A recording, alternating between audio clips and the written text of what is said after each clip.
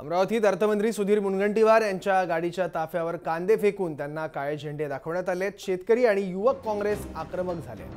मुनगंटीवार वृक्षारोपण मोहीम आढावा बैठकीला गेले असताना हे आंदोलन करण्यात आले।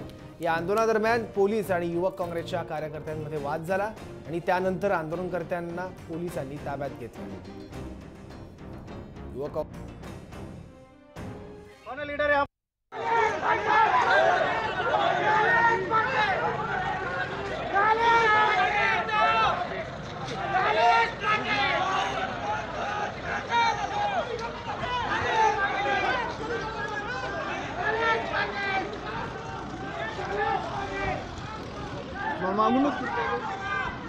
कौन लीडर है यहाँ पे? सभी काश्तकार हैं, सभी किसान हैं। चल रहा है क्या? कोई लीडर नहीं यहाँ पे। उसको ले लो, वो गाड़ी वाला उसको ले लो।